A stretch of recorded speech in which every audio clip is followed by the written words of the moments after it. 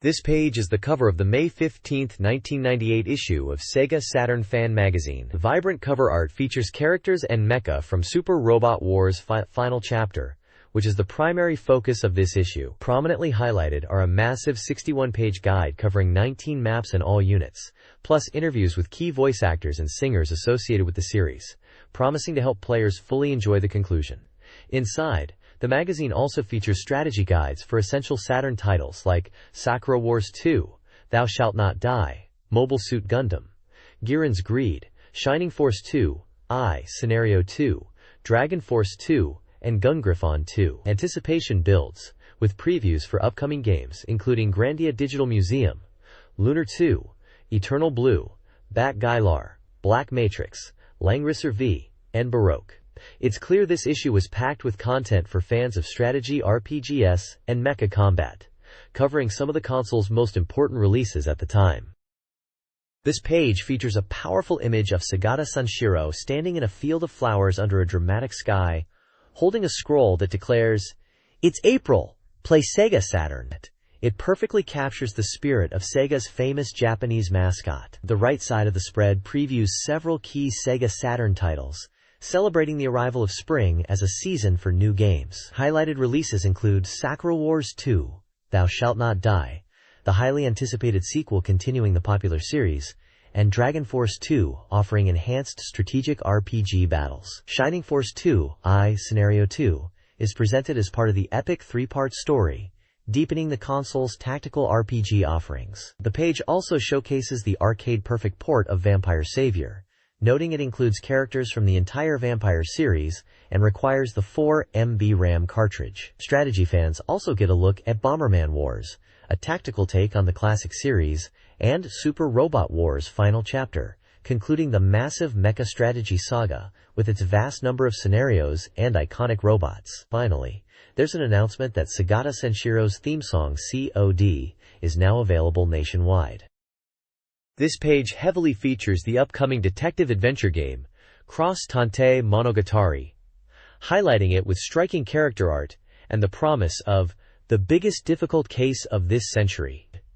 The prominent banner announces a special promotion. Everyone who pre-orders the game will receive a demo version. Further details reveal a contest for players who clear the game, offering a chance to win prizes like a DVD player, MD player, or even a trip to Italy. The game is set for release on June 25, 1998.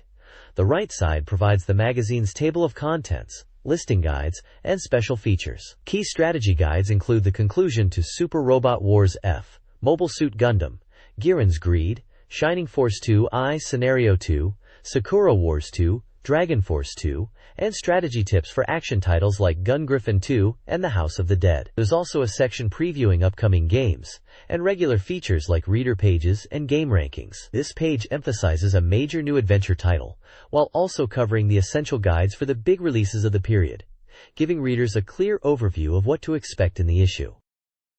This page dives deep into the highly anticipated Super Robot Wars F Final Chapter, dedicating an impressive 61 pages to the game. Featured prominently are a screenshot showcasing the intense mecha battles and a breakdown of the comprehensive content within this special feature. The core of the coverage is a detailed strategy guide, meticulously explaining the first 19 scenarios complete with maps, giving players a critical advantage right from the start. It also offers a tantalizing preview of later scenarios and focuses on the powerful SRX units. Beyond the gameplay, there's a fantastic special interview section featuring 6 key individuals indispensable to the creation of Final Chapter. These include prominent voice actors and the development team from Winkysoft, offering unique perspectives and behind-the-scenes stories. For dedicated fans, there's even a mention of a special, rare present giveaway. This is clearly the ultimate resource for mastering and appreciating the epic conclusion to Super Robot Wars F. This page kicks off the detailed strategy guide for Super Robot Wars F Final Chapter, focusing on essential knowledge before you even start playing. It delves into understanding the Crypt's attack patterns, noting they target the weakest armor within range and prioritize vulnerable units. A crucial piece of advice is to concentrate your limited funds on customizing key units and their specific upgrade points, and equipping powerful reinforced parts. The guide then provides recommendations for several important units, listing recommended upgrades and parts. This includes classics like Dankuga and Combattler V, mechs from Evangelion, Getter Dragon, Billsbine, and Cybaster, as well as various Gundams such as F-91, Victory Gundam, ZZ Gundam, and New Gundam.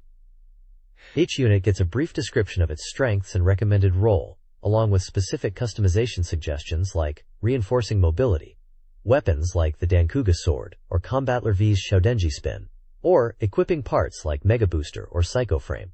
Finally, the page touches upon a traditional tactic, using decoy units. This involves leveraging high mobility or evasion-focused units to draw enemy fire forward, allowing the rest of your team to attack effectively. This is highlighted as a fundamental strategy, particularly useful against large groups of lower-tier enemies and even mid-bosses.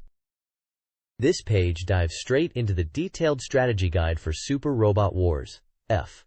Final chapter, starting with the early scenarios. It promises a complete breakdown, including maps, enemy reinforcements, and event triggers for the first 19 stages. General tips are provided, emphasizing the importance of not missing persuasion events to recruit characters, and discussing how reinforced parts are obtained, often dropped by boss units with some randomness involved, suggesting resetting might be needed for desired items. A flowchart lists the order of the first 23 scenarios to guide your progression. The guide then focuses specifically on the very first scenario, Swirling Malice, Part 1. It outlines the victory conditions and provides strategies for key moments, such as helping F-91 piloted by Seabook Arno and Vinyagina, likely piloted by Cecily Fairchild, escape the initial enemy force. It also details the inevitable confrontation with Sima Garahao and her fearsome Gerbera Tetra. Initial enemy placements, reinforcements, and the reinforced part reward, a Mega Booster, are summarized. A special warning highlights Sima's Gerbera Tetra as a highly mobile threat, recommending concentrating attacks, particularly super robot finishers, to take it down quickly due to its short weapon range but powerful counterattacks. Screenshots show various battle scenes and character dialogue portraits from the scenario. This page delves further into the strategic guide for Super Robot Wars F. Final chapter, presenting two distinct paths for the early game. On the left, we have Scenario 2, Swirling Malice, Part 2, for the real Robot Series route. This stage sees you confronting Lacan and the formidable Black Tri-Stars, known for their powerful Drazens. The guide stresses the importance of prioritizing the Black Tri-Stars, especially Gaia, Mash, and Ortega, highlighting their dangerous capabilities. Lacan is best saved for last. Strategies involve positioning units carefully to avoid counterattacks and utilizing spirit commands to boost hit rates against the tough Drazens. The right side covers Scenario 3, Crisis at Frontier 4, Part 1, marking the beginning of the Super Robot Series route. This scenario features Seabook Arno in the F-91 and Cecily Fairchild in the Vinyagina, attempting to escape the colony. You'll encounter various enemy units, including Sima Garahao in her Gerbera Tetra, and potentially Annabelle Gatto in the Valvali, depending on conditions. The key strategy here is to first eliminate the Belgajeros troops that appear early on, before facing the more powerful aces. The guide notes that unit placement and reinforcements differ slightly from the real robot path, potentially making this route slightly more challenging initially. Screenshots showcase the different battle maps and character interactions for each scenario. This page continues the strategic guide for Super Robot Wars F. Final chapter. On the left we find Scenario 4, Crisis at Frontier 4, Part 2, which concludes the real Robot Roots confrontation. Here, you once again face off against Lacan and the infamous Black Tri-Stars. The guide advises a defensive start, luring the initial enemy wave in, then dealing with the reinforced Black Tri-Stars upon their appearance, focusing on avoiding counterattacks. Lacan is best saved for last. The difficulty is noted to vary slightly depending on your initial unit deployment. Screenshots display the urban map and battle scenes. The right side features Scenario 5, La Vie en Rose, a common scenario. Your task is to repel multiple enemy units led by Annabelle Gatto in the powerful GPO-2A Physalis. The primary strategy involves drawing the numerous Bayou units forward to hit them with map weapons. The critical threat is Gatto's GPO-2A, especially its devastating atomic bazooka map attack, which requires 120 morale. The guide strongly recommends defeating Gato in a single turn, using your strongest attacks, before his morale reaches this critical level. A unit profile for the GPO-2A highlights its high power, and the morale requirement for its signature weapon. The page includes initial deployment lists for both scenarios, and lists strengthening parts obtainable from key pilots. The space map for La Vie en Rose is also shown. This page continues the strategic guide for Super Robot Wars. F. Final chapter. On the left we cover Scenario 6, the Battle of Axis, a common scenario featuring a large battle against the DC forces. Key characters include Heyman Karn and Mashimre Cello, with Quattro Bagina and Camille Vidan being mandatory deployments. The suggested strategy involves moving units in from the bottom of the map to engage the initial enemy wave, then tackling the reinforcements, including Hangman. A key point is the opportunity to recruit Hangman using specific pilots. The section includes initial and reinforcement unit lists, and details on obtaining strengthening parts. The right side details Scenario 7, Ghost of the Zabi family, which takes place on the same map, but is notable for a strict 4-turn limit before the map automatically ends. The primary goal here is to defeat as many enemies as possible within this short time frame, particularly targeting units like Masha Marcello and Got and Go, who drop valuable items. The guide emphasizes rushing these specific enemies to secure their drops before the turn limit. A full clear within 4 turns is presented as the ideal goal. This section also provides lists of initial units and the strengthening parts available from boss enemies. The next page dives into Scenario 8, Kingdom of Glass, a key common route scenario in Super Robot Wars. F. Final chapter where the Allied forces face off against the Titans. The primary goal is to destroy all enemy units. The guide offers strategic points for tackling this map. First, you need to clear out the initial wave of Barzam and Ashamar units. These are relatively weak, and using units resistant to beam attacks is effective. Next, focus fire on the Hambrabi team led by Yazan Gable and Dunkel. These units have high HP and powerful long-range beam weapons, so concentrating attacks from long-range units like Gundam or F-91 types is recommended. Once they are stopped, surround them to finish them off. The final stage involves using powerful map weapons from characters like Masaki and Meido or Judao Ashita to efficiently clear out clustered remaining enemies, such as Alexandria's, which yields valuable funds and parts. A specific section highlights the strategy for the weak ball units, emphasizing their need for protection. Balls are best used to draw enemy fire or surround units, rather than attacking directly, although their long-range potential can be utilized if enemies get close. The page includes screenshots showing key moments in the battles and tactical map views. This Super Robot Wars F.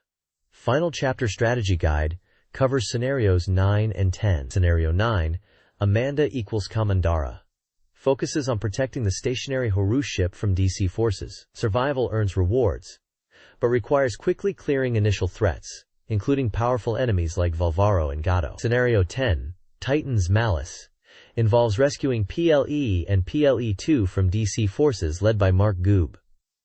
Successfully rescuing both is vital for team additions. The key challenge is defeating Duo, who arrives in a powerful Gundam Death Scythe, using high HP, high defense units to draw fire while other units handle remaining enemies. This page delves into Scenarios 11 and 12 of Super Robot Wars.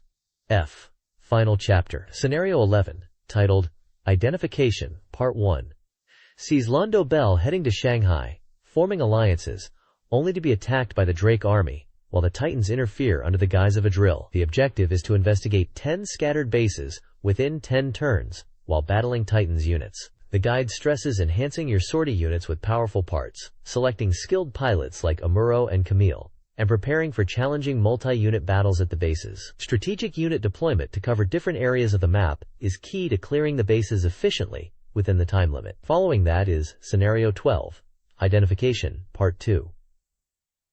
Londo Bell successfully photographs the enemy ship and prepares to depart, but is ambushed by Gaddy's Titans, attempting to prevent them from reporting to the Federation. The main goal here is simply to reach the south of the map. However, a formidable foe awaits: Rosamia, in the powerful Psycho Gundam Mk2. While the primary objective is evasion, the guide notes that defeating the Psycho Gundam is possible for substantial rewards and enhanced parts, recommending focusing your strongest units, like super robots using spirit commands, on this boss, while weaker units steer clear. Brief summary. This section covers Super Robot Wars F Final Chapter Scenarios 11 and 12, focusing on base investigation under pressure, and a challenging escape mission featuring the Psycho Gundam Mk2. Please provide the text you would like me to summarize. This page provides strategic breakdowns for Super Robot Wars Final Chapter, focusing on Scenarios 15 and 16. Scenario 15, The Rumor of Destruction Man, pits you against the Titanians and Duca forces, requiring complete enemy destruction. Key strategies involve prioritizing specific enemy units like Gaetti's Boon Unit, and preparing for Bundol's appearance from Point B, recommending map weapons for the latter. Scenario 16, The Sun is With Me, covers the battle against the Titanians and Drake's coalition. The goal is total annihilation. A critical point is rescuing Trop, who joins after 5 turns, bringing the mighty Daytarn 3 with him. The page also highlights garrison-timed joining your forces, and hints at unique character events depending on whether you're on the real robot or super robot route, featuring pilots like Jamaica, Jack, and Cham. Both sections feature map layouts and battle screenshots to illustrate the intense mecha combat. Scenario 17 in Super Robot Wars F Final Chapter, Aura of Malice, focuses on defeating Titanians and the Drake Army. Desert terrain favors flight units and the EVA Unit 01. Initially, target Biolus units with long-range attacks. Bisho retreats below 2,100 horsepower. Simultaneous Titan reinforcements from points A, B, and C require strategic unit deployment near these points, especially for map weapons. Key dialogue includes Jared versus Camille. Recruiting Todd requires specific conditions met in earlier scenarios. Marvell succeeds but Shiro fails. Hero Yui appears 2 turns later, and his recruitment depends on persuading specific Gundam Wing pilots in previous scenarios. Troa's attempt is guaranteed. Don't eliminate all enemies before Hero arrives. This page covers Scenario 18, Disturbance Johannesburg, in Super Robot Wars F Final Chapter, where the battle against the Titans and Drake Army escalates. The story involves key figures like Quattro, Sirocco, Yazan, and Jared.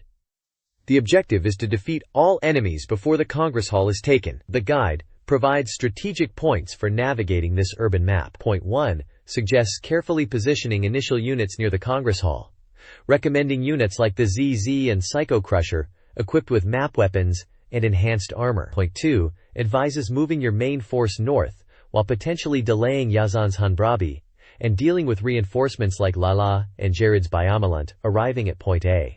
Point 3 emphasizes using map weapons near the Congress Hall to clear approaching enemies, noting their movement patterns and suggesting targeting weaker DAPT-A units while using units like Bilbine or Eva. Point 4 focuses on handling reinforcements, particularly the powerful Geo piloted by Sirocco, who arrives at Point B on turn 3 and requires a quick takedown. A special warning highlights Sirocco and his formidable Geo unit, noting its high attack power, range, and Sirocco's dangerous pilot skills, including 2 actions, making him a critical threat to prioritize. The page includes various screenshots showing gameplay, unit interactions, and character dialogue from this scenario. Scenario 19 of Super Robot Wars F Final Chapter, Hyper Gerald, tasks players with defeating Gerald or eliminating red enemies in Johannesburg. Gerald gains a powerful hyper form after the first defeat, significantly increasing difficulty. Strategies include quickly defeating Gerald or drawing enemy forces away, utilizing the central city for defense, and prioritizing ranged attacks against initial enemies, avoiding close combat with Gerald's leprechauns. Dealing with Hyper Gerald requires full unit commitment and spirit commands. The page highlights dynamic voice events, cautions players about the Hyper Leprechaun's immense HP, 35,000, and includes screenshots of combat and the map. Key characters like Gerald, Marvel, and Show are featured. This page dives into the next chapter of Super Robot Wars F Final Chapter, showcasing scenarios 20 and 21. It's a critical point in the story where the London Bell team must act to clear their name, starting with the rescue of Trace Kushranada to expose the tyranny of Jamatov Hyman and the Titans. Scenario 20 focuses on rescuing Trace Garais. Player actions here are vital, influencing if Hero Yui joins the team and the fate of Fo Murasame, who could potentially be captured by Bascom's forces, if not recruited. The scenario features intense battles against the Titans and the appearance of Way-series Gundams, and even the powerful Psycho Gundam.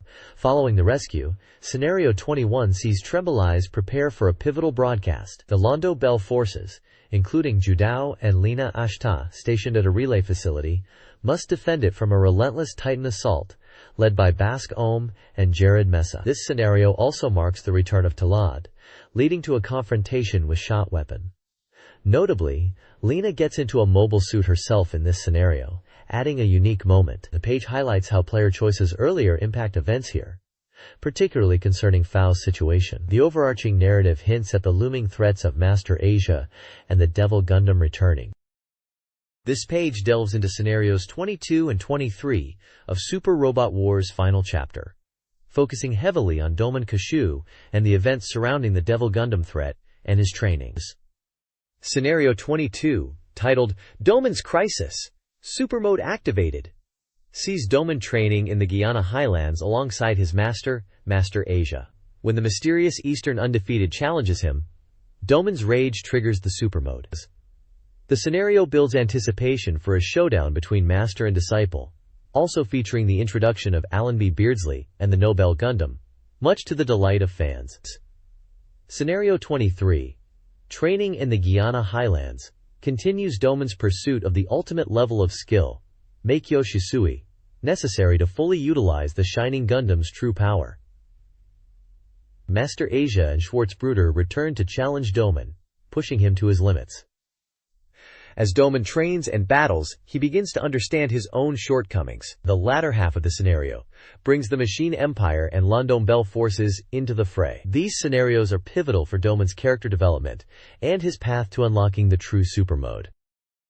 The next page of Super Robot Maniacs kicks off a two-part feature focusing on the SRX team. It also highlights an intriguing in-game event tied to the system clock, a birthday celebration where characters like Asuka, Rei, and Shinji from Neon Genesis Evangelion make an appearance to wish you a happy birthday, complete with a cake and candles. The page also includes a segment titled Detective Mio's Deduction File, where Mio seems to be discussing something related to Gundam designs, particularly regarding size differences and design evolution, using super deformed Gundam illustrations as examples. Several screenshots showcase gameplay from Super Robot Wars' final chapter, including the unit stats for the Zamzid and Mio's custom unit, as well as a dynamic shot of the powerful Resonance Quake attack. This Super Robot Wars page features the SRX team, a birthday event with EVA characters, Detective Mio discussing Gundam designs, and gameplay screenshots. This page features an in-depth look at Super Robot Wars' final chapter, highlighted by a special interview with voice actress Yuko Miyamura, known for her roles as Asuka Langley from Neon Genesis Evangelion and the original character Grace in the game. Miyamura shares her enthusiasm for the Super Robot Wars series and discusses her characters, including the charmingly awkward Grace and the impactful Asuka. She also touches on the game's unique birthday event, where characters like Asuka celebrate the player's birthday, a detail mentioned on the previous page. The page also provides strategic insights and tips for the game, presented in sections discussing time management and how the chosen pilot can be key to success in certain scenarios. There's a detailed profile on the iconic original unit, Lysibuster, from the Masu Kishin series, explaining its background from Legias and its unique transformation ability, noting its importance as a powerful unit. Screenshots throughout the page showcase units like Buster and Zamzid in battle, illustrating the game's combat and menu screens. This page continues the interview with voice actress Yuko Miyamura about Super Robot Wars F Final, where she discusses her character Grace, love for robot anime, and childhood memories.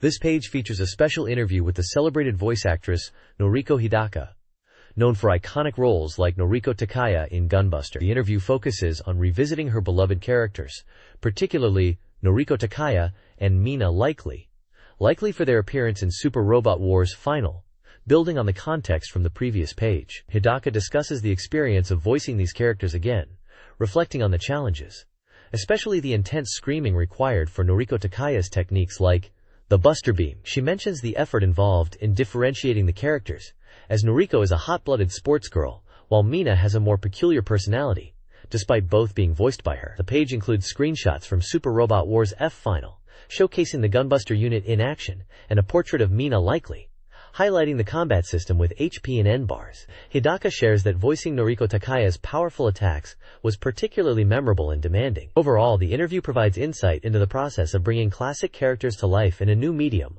like a tactical RPG, emphasizing the vocal performance and the effort to capture their unique spirits.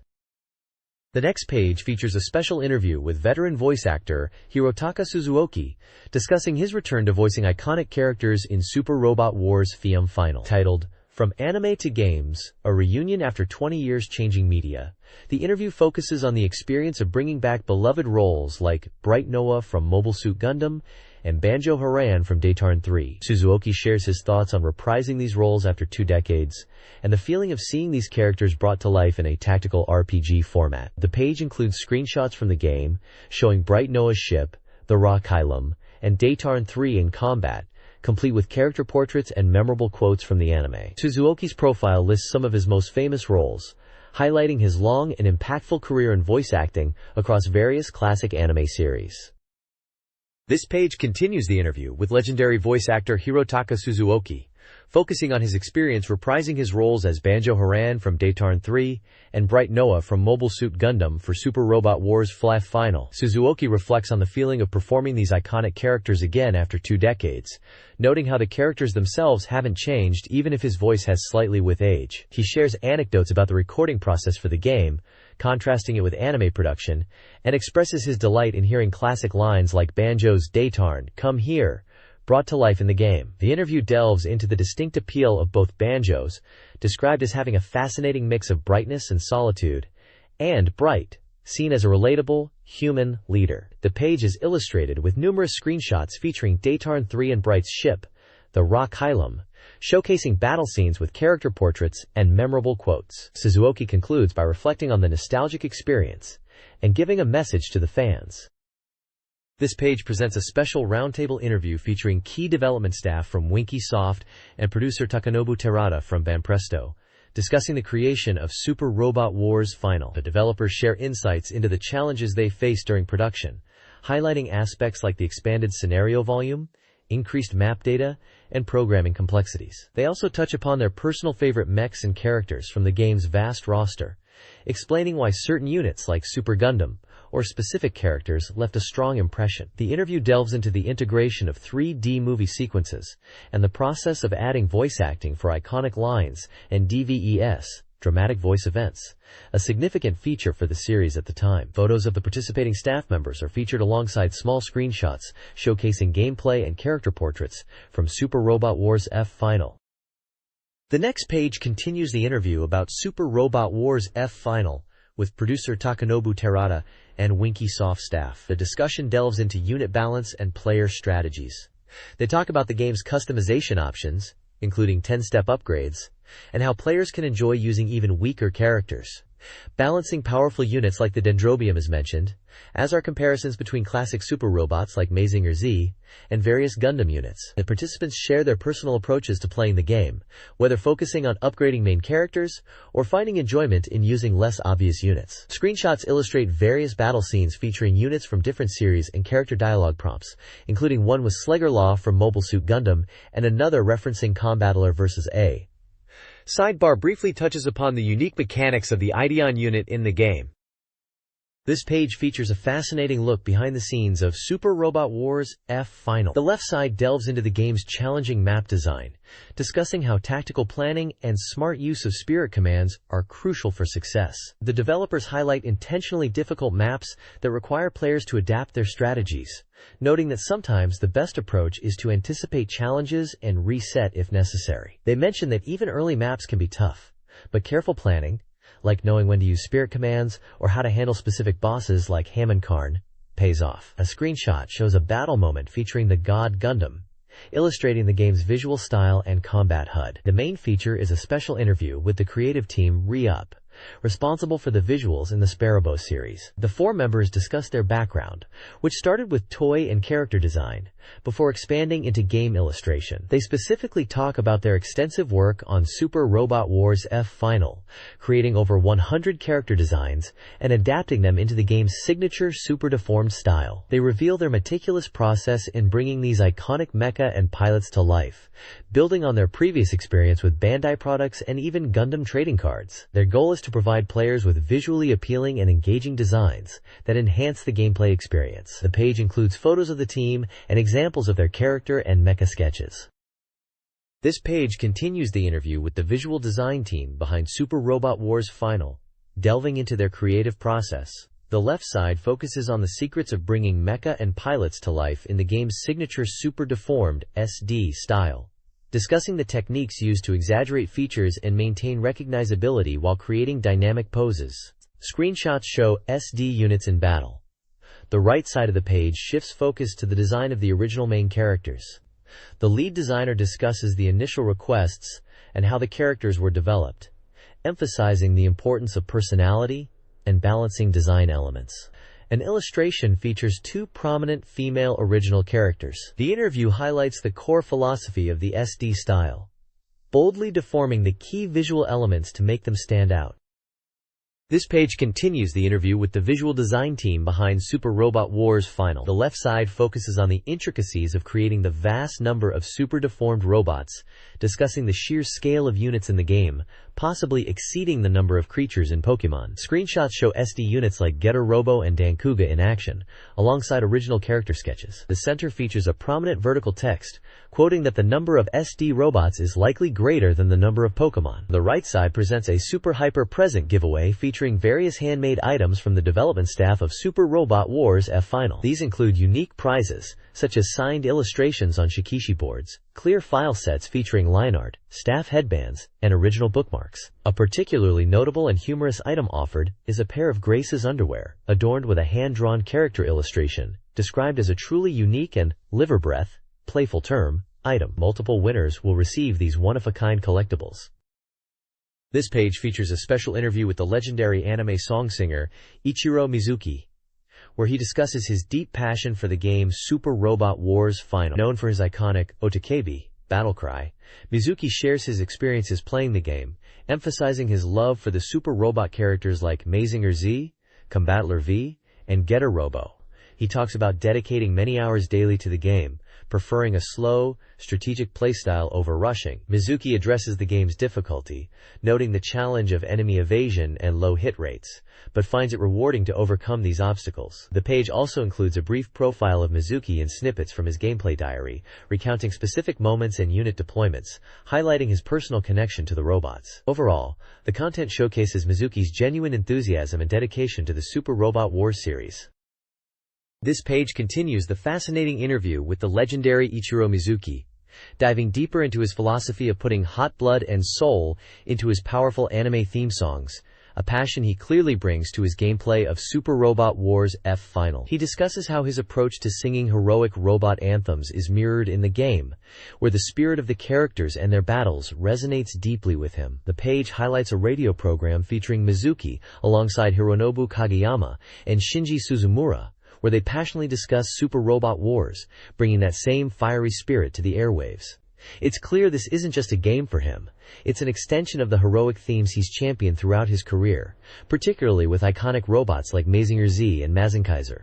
The page also features related merchandise, including soundtracks and live performance videos, showcasing Mizuki's enduring connection to the super robot genre. Finally, there's a giveaway section, offering signed items that capture the very soul he talks about. His dedication, whether singing on stage or commanding units in Super Robot Wars, is truly inspiring. This page showcases a vibrant collection of fan art submissions for the Carrera Fight Lady Go corner, celebrating the passionate fan base of Super Robot Wars. The winning illustration features a lively green-haired character, earning the prestigious top prize. Other featured art includes iconic designs, like an Aura Battler from Dunbine, characters and mechs from Dankuga, and depictions of Gundam characters such as El Peo, PLE-2, and Pariah from 4th Super Robot Wars. The corner announces that the next fan art theme will be Deform, encouraging submissions in a chibi style. The page also features the Super Robot Memorial File Volume 16, which delves into the narrative of Mobile Fighter Gundam as experienced in Super Robot Wars. It provides a detailed analysis of the relationship between Domon Kashu and Master Asia, the role of the Devil Gundam, and key character dynamics like Domon and Rain Mikamura. This section highlights the emotional core and intense fighting spirit of the series, mirroring the hot blood themes discussed previously, and includes a screenshot of Master Gundam in action from a Super Robot Wars title. This page kicks off with a preview of the next issue, prominently featuring artwork of Loon Zoldark and other characters from the Super Robot Wars series, alongside a giant robot. It teases the next installment of the SRX storyline and promises interviews and strategy guides, building anticipation for the upcoming content focused on these iconic mechs and pilots. Below that is the Conehead Club, presented as a free-form space for community interaction or staff commentary. The free section seems dedicated to personal anecdotes, thoughts on games, travel, and daily life, offering a casual glimpse into the magazine's world or its readers' lives. A small comic strip, Manga to Go, is also included here. A small note clarifies that the cover illustration is indeed related to Super Robot Wars and was drawn by staff from Banpresto, the series developer. Further down the page, there are small sections dedicated to characters that appear to be from the Lunar series, showcasing Arhez and Lukfana. There are also small illustrated snippets that look like staff introductions or contributions to the community corner, offering brief personal insights or experiences, such as attending game shows or discussing game purchases. The page concludes with some small illustrated sections, one titled Moon Palace Lenny, suggesting another fan or staff contribution corner. This page is a submission postcard for Sega Saturn Fan Magazine, serving as a convenient way for readers to send in their contributions. It features the magazine's address in Tokyo and provides specific sections for submitting content, including game scores, contributions to features like the Conehead Club, which we saw on the previous page, or general letters and illustrations. Readers are prompted to provide their name, address, age, and pen name. There are clear instructions to indicate which section the submission is intended for, and notes explaining that any postcard can be used for submissions, but using this dedicated one simplifies the process. This page showcases a vibrant collection of fan submissions, primarily illustrations and reader opinions. The Illustration Gallery and Sega Am Freaks sections feature impressive fan art covering a range of popular titles, including intense fighting game characters from the King of Fighters and Fatal Fury, fantasy icons from Darkstalkers and Shining Force, and even a pilot character alongside a monster that could be from Panzer Dragoon or Virtua Fighter. The art demonstrates a high level of skill and passion from the fans. There's even a charming, humorous fan comic featuring the iconic Sagata Sanshiro. The reader opinion sections, like Kids Hope, and the Corn Kids Network board, dive into fan discussions about the industry. Readers weigh in on topics such as console ports between PlayStation and Saturn, expressing concerns and hopes for games like To Heart, Grandia, Chaos Seed, Virtua Fighter 3, and the Sonic series. There's commentary on the relationship between game developers and users, touching upon satisfaction and disappointment. One section also reflects on game reviews, genre evolution, and the lasting appeal of titles across different systems, including classic Nintendo consoles, PlayStation, and Sega Saturn, referencing games like Parappa, The Rapper, and Dragon Quest. Finally, the page highlights the results of magazine contests, recognizing winners for predicting the cover illustration, and showcasing the top entries from the fan art submissions, celebrating the creative talent within the readership. A Sega Saturn fan site, We Are Supporters, hosts fan art and commentary on various franchises, sections dedicated to Sakura Wars, Dragon Force, and other titles like Soul Divide, Strikers 1945-2, and Phantasy Star feature fan artwork, character discussions, and desires for sequels and ports. The sections also highlight fan interest in Langrisser, Grandia, and Neon Genesis Evangelion, with discussions focused on specific characters and game elements. The page includes submission guidelines and contact information. This page presents the Ranking Street, offering the latest software information based on sales data and reader surveys. It features several rankings and related articles. The Saturn sales ranking shows top performers over 2 weeks. From March 30th to April 5th, Sakura Wars 2 debuted at number 1 with massive sales, followed by Dragon Force 2 and Waku Waku Puyo Puyo Dungeon. The following week, April 6th to April 12th, Mobile Suit Gundam. Giran's Ambition topped the chart, with Sakura Wars 2 still performing strongly. An article highlights the success of Sakura Wars 2 and the ambitious goal of Gihun's ambition. The popularity ranking, based on reader feedback, is topped by Friends' Seishun no Kagayaki, Lunar 2, Eternal Blue, and Black/Matrix. An accompanying piece discusses the impact of the highly popular Super Robot Wars final chapter on this ranking. The port request ranking reveals which games readers most want to see ported to the Saturn. Topping this list are 2 Heart, Pia Heart Carrot Iyukoso, 2, and Mashin Keiki. A notable inclusion discussed in an article is the controversial adult title Shusaku making the list, prompting commentary on the unique tastes represented. Finally, a direct hit section revisits the interest in 2 Heart and the possibility of its port.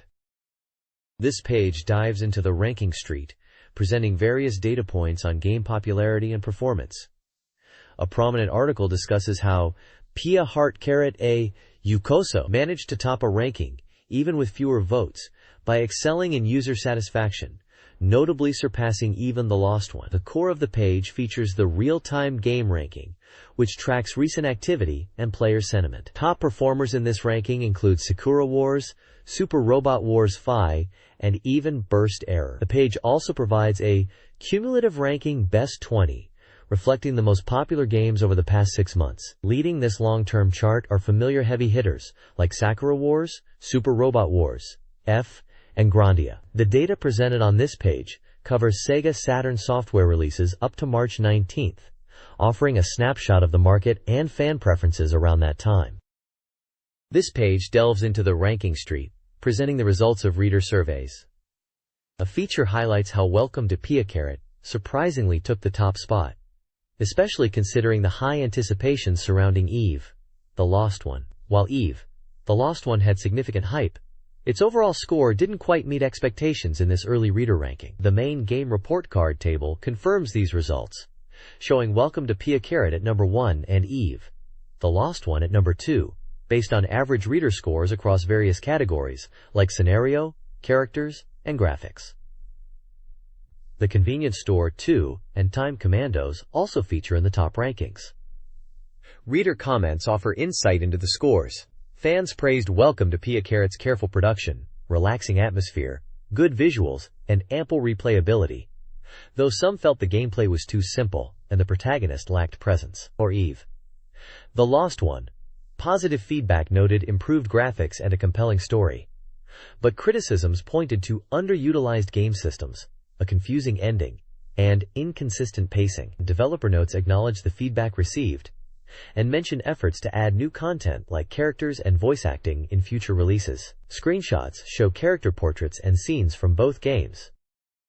This page features a special report on the popular Digimon franchise coming to the Sega Saturn. Known for their portable origins, these digital monsters are evolving onto home consoles, focusing on raising and battling a variety of creatures to achieve powerful evolutions. The game allows players to train and evolve their Digimon, with features including network interaction to gather information. Screenshots showcase the familiar portable devices, a battle scene with characters like Metal Greymon, and an evolution chart showing the progression from Botamon to Metal Greymon via Koromon, Agumon, and Devimon. The page also includes an extra ranking section for popular PC and arcade ports, highlighting top titles like Welcome to Pia Carrot and Eve from the PC side, and Virtua Fighter and Daytona USA from the arcade. Finally, there's a call for reader game reviews for upcoming or recently released titles, including games such as Riven, the sequel to Myst, Nobunaga's Ambition, Vampire Savior, and Bomberman World. This page features a special report on the strategy simulation game Shadows of the Tusk. This title combines strategic battle elements with character collection and trading. The game boasts a roster of 40 unique characters for players to acquire and utilize. The core gameplay revolves around forming a deck of characters to tackle various challenges across 5 distinct game modes: Practice, Versus, Ante, X-Band for online play, and Story Mode, which advances the narrative as you clear stages. Battles take place on a grid, requiring careful consideration of character placement and movement. Mana is a crucial resource used for summoning and activating skills. The page highlights the detailed deck-building system, where selecting the right combination of up to 8 characters and their skills is key to victory. Screenshots illustrate the character cards, the deck formation interface, and the tactical battle screen showing movement and command options. Profiles of characters like Richard Rosewall are also shown, detailing their stats and abilities. The report concludes by showcasing several playable characters, including Chenna, Guardian, Rebecca, and Celeste, mentioning when they join the player's party after clearing specific levels. The focus is clearly on the depth provided by the large character roster and strategic combat. This page features a special report on High School Terra Story, a romance simulation game coming to the Sega Saturn from Kid. A port of a Windows 95 hit, the game centers on the theme of pure love and pursuing one of 8 beautiful high school girls. The page introduces the main heroines with stunning character illustrations, profiling key figures like the tomboyish Rina, the quiet childhood friend Chiho, the energetic swimmer Mao, sisters Saki and Aki, the cute junior Mimi, the mature nurse Kiri, and the admired Misa. Each profile includes details like voice actors and measurements, alongside hints about their personalities or roles. The article also highlights that the Saturn version isn't just a straight port, incorporating original features, system enhancements, and added scenarios to deepen the gameplay experience. This page presents a comprehensive look at Walkenroder, a strategic simulation RPG from Sega. The game is set in a decaying future society, with a strong steampunk aesthetic, focusing on the desolate Epstored Island, formed by 6 distinct cities: the Vibrant City, the Azure City, the Smoke City, the Violent City, the Mist City, and the Imperial City. The article introduces the protagonist, Lucian Teeler, a swordsman aiming for the highest rank, and the heroine, Carol, a princess skilled in martial arts. Lucian's story begins with a look back at his youth and his vow to his twin sister, seeking revenge against the Duelan world. The page features character illustrations, showcasing their unique designs, alongside atmospheric screenshots depicting the game's dark, industrialized world and the various cities within it. The focus is clearly on establishing the deep world and narrative crafted for this title. This page previews the upcoming adventure game Revolutionary Girl Utena. The focus is on showcasing the game's opening movie, which features cuts not seen elsewhere, and detailing key story events that unfold during the second day of Utena's time at Otori Academy. Basic game information confirms it's an adventure title arriving in late May on 2 Streets. The article delves into the narrative, introducing the mysterious transfer student, Chigusa Misuine, who arrives on Utena's second day and immediately stirs up trouble by challenging the student council. The page also highlights the nobility of heart system, an internal parameter for duelists that fluctuates based on their interactions and reactions to Utena, influencing relationships and the story's progression. Screenshots depict various early game scenes, including Utena's room, encounters with Chuchu the mouse, classroom interactions with Chigusa, and moments at the fencing club, providing a glimpse into the unique world and characters of this intriguing title. This page dives deep into Mobile Suit Gundam, Giran's Ambition, specifically detailing how to unlock and successfully play the Hidden Titan scenario. It reveals that accessing this third faction is contingent upon actions taken during the late stages of a completed Earth Federation playthrough, emphasizing the importance of triggering specific events and making certain choices, like the completion of the Solar System Development Plan, and preventing the formation of Neo Zeon. The article provides essential early game strategy for the Titans, highlighting the need to quickly conquer both the Earth Federation and Zeon forces before they become too powerful. Key invasion targets on Earth are identified, such as New York and California, stressing the importance of rapid deployment using transport ships like HLVS. It also advises prioritizing resource management and efficient production of early game mobile suits. The piece notes the unique challenge of playing as the Titans, partly due to the lack of the special command system available to the other main factions, making strategic point control and unit management even more critical for victory. Screenshots illustrate strategic map views, unit stats, and pivotal event scenes related to unlocking the mode and early gameplay. The next page offers a comprehensive guide to the pivotal events you'll encounter playing through Mobile Suit Gundam, Giran's Ambition, covering both the Earth Federation and Zeon campaigns. It breaks down key operations, like the Federation's Operation Odessa and Zeon's Operation Jaburo, explaining how player decisions at critical junctures dramatically alter the timeline. For the Federation, the fate of the White Base Unit is central, with choices determining whether they survive Operation Odessa and continue as the 13th independent unit, profoundly impacting the rest of the game. The Zeon side highlights the complex relationships and loyalties within the Zabi family, and key characters like Char and Kycilia.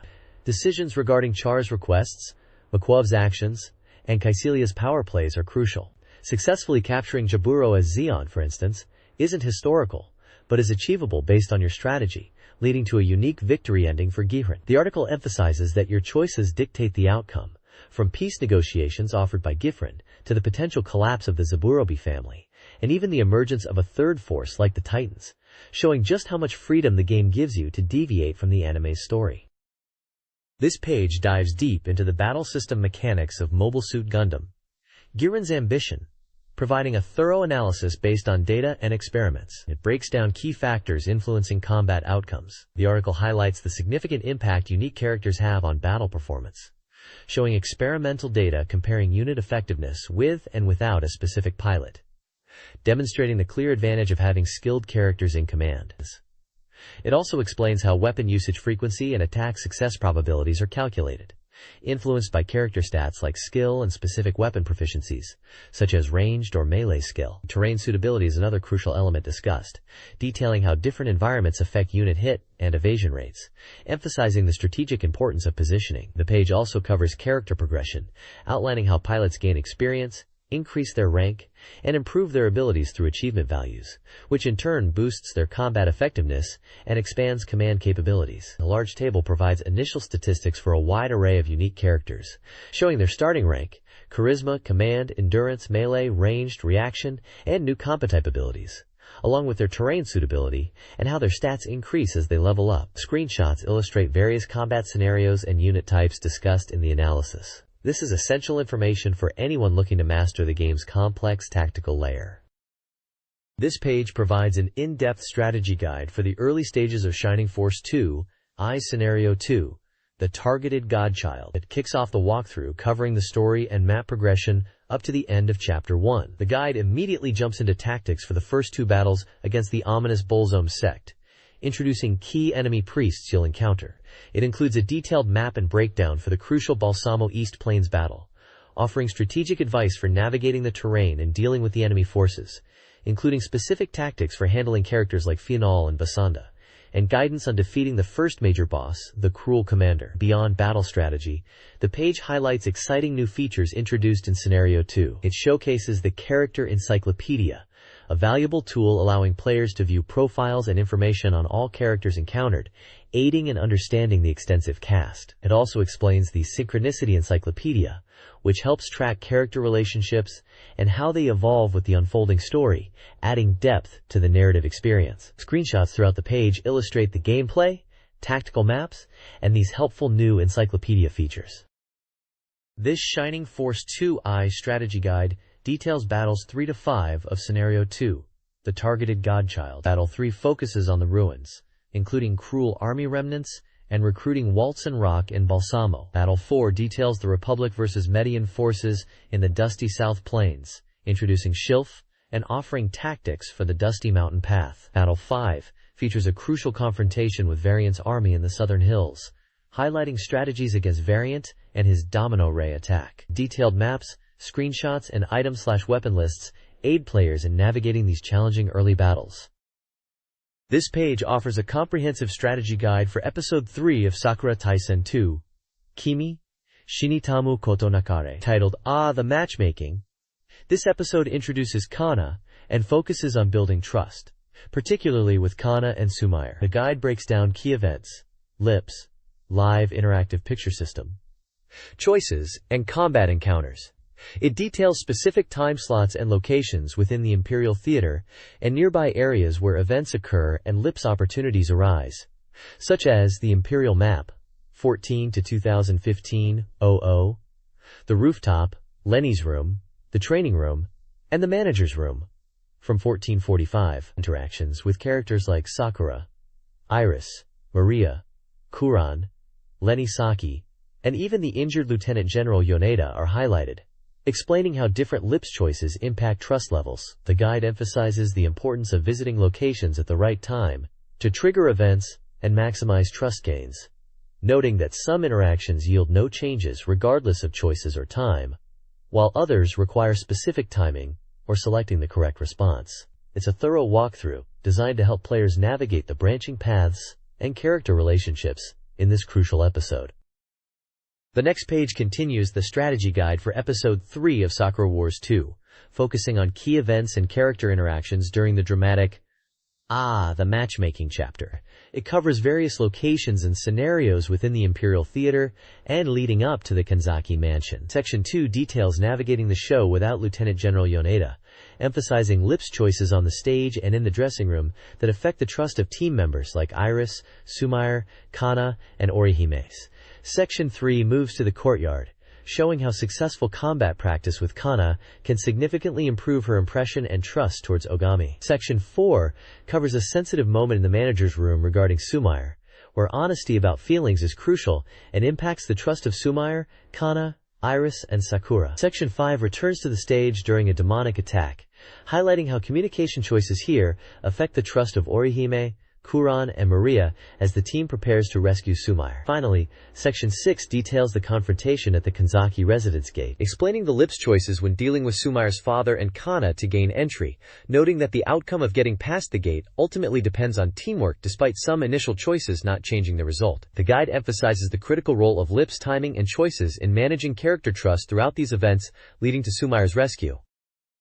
The next page continues the strategy guide for Episode 3 of Sakura Wars 2, detailing the events inside the Kanzaki Mansion and the subsequent battle. It covers navigating key moments, including a brawl at the entrance, and a scene disrupting Sudamair's arranged marriage meeting, emphasizing how Lip's choices significantly impact the trust of characters like Sudamair, Kana, and Iris. The guide then transitions to the battle segment, outlining two main strategic options: prioritizing the safety of civilians, or focusing on eliminating enemies within the mansion grounds first. It introduces basic enemy types like the weak eye-type light, and provides tips for the challenging Tsuchigumo Hachio boss fight, highlighting the effectiveness of combination attacks against it. This page details the Kanzaki Mansion rescue and battle in Sakura Wars 2 Episode 3, covering Lip's choices, character trust, battle strategies, and boss encounters.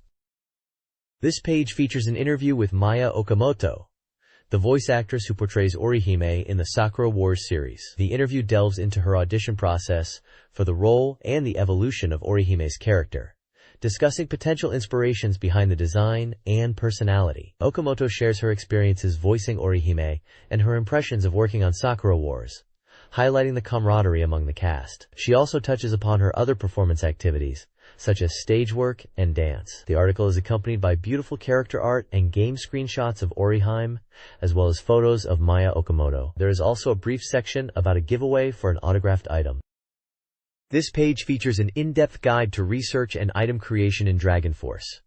It's titled, "You Can't Fail with This!" Super useful research results special feature, and focuses on optimizing your efforts within the game's extensive research system. The main content is a comprehensive report on creating weapons and armor, detailing the necessary materials, research duration, and the resulting items. It covers various weapon types including swords, claws, bows, staffs, rods, blades, fists, and spears, as well as armor types like armor, chainmail, cuirass, robes, and shields. The guide also provides brief explanations on which character classes can equip each item type, like swords being primarily for the warrior class, or rods for the sorcerer class. Additionally, there's a section offering advice on how to efficiently collect research materials through exploration on the map. This report is crucial for players looking to power up their army and make strategic decisions about which items to prioritize for research. The page promises further research reports in the next issue.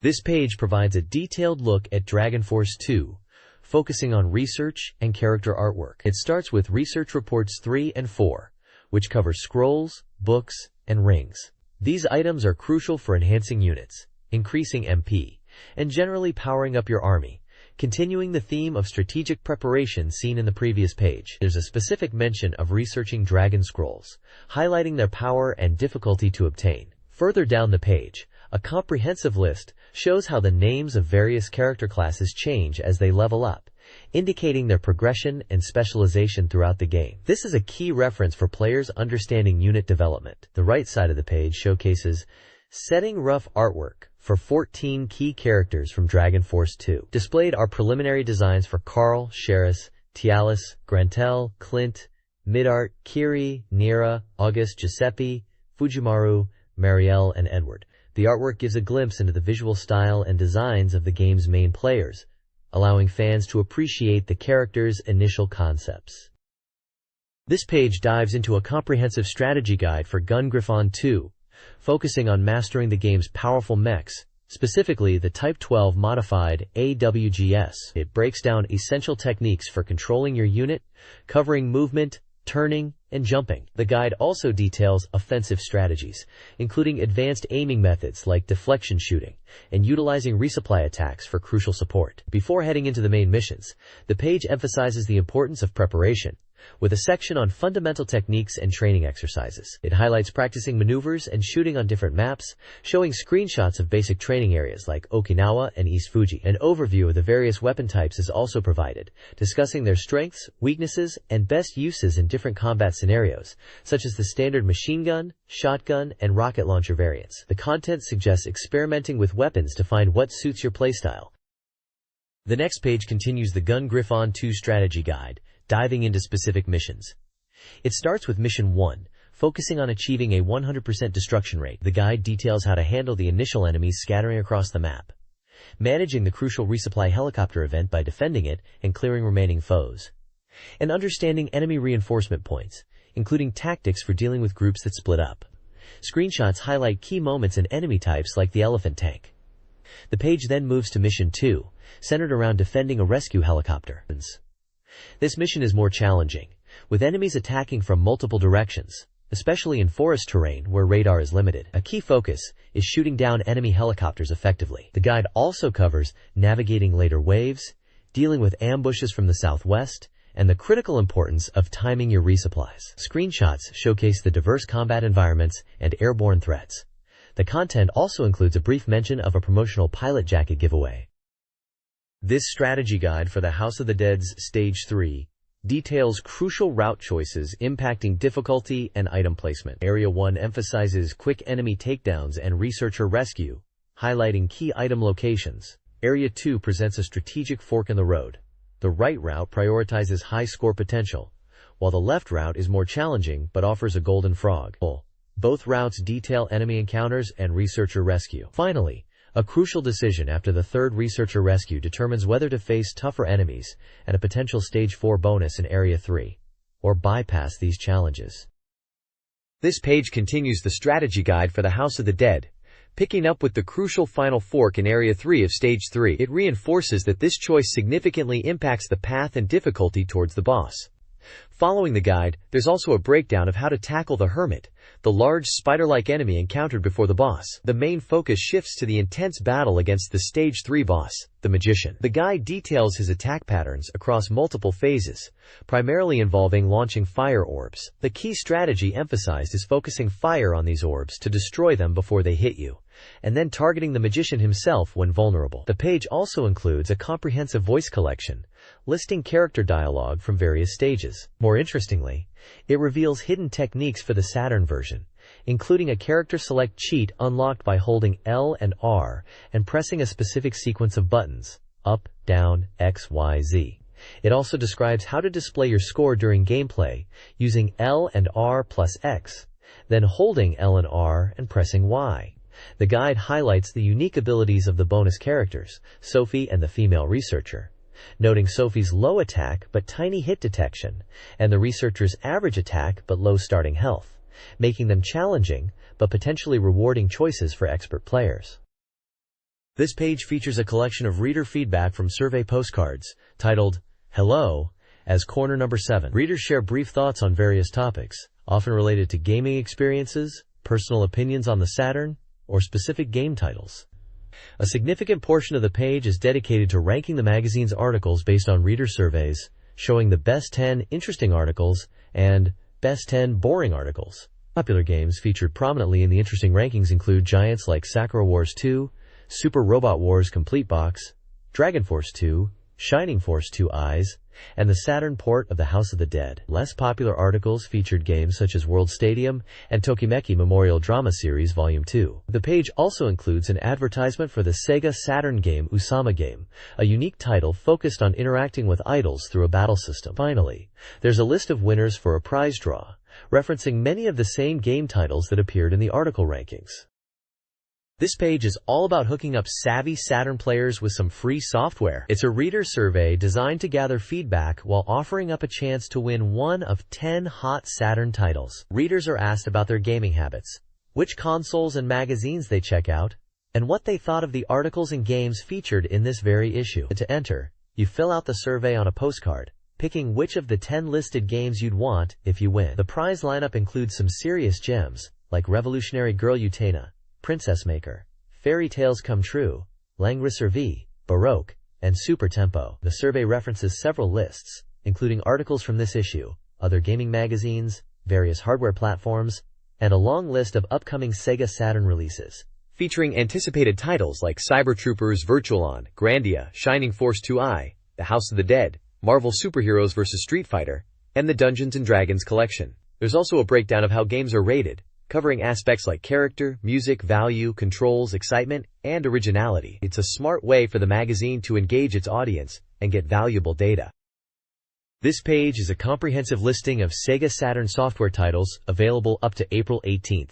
It's essentially a complete catalog broken down by genre, covering everything from action and RPGs to simulation, adventure, sports, racing, shooting, puzzle, mahjong, and a general other category. Scanning through, you can see the breadth of the Saturn library by this point in its life, featuring major releases across almost every genre. It includes titles that would become classics like Virtua Fighter 2, Virtua Cop, and House of the Dead, alongside deep RPGs such as Shining Force 2i and Grandia, listed under their original Japanese names of course, and unique Saturn experiences like Panzer Dragoon Saga. The sheer volume of games listed demonstrates the strong software support the system enjoyed, providing players with a massive selection across diverse tastes. It's a fantastic resource for fans looking to explore the depth of the Saturn's game catalog.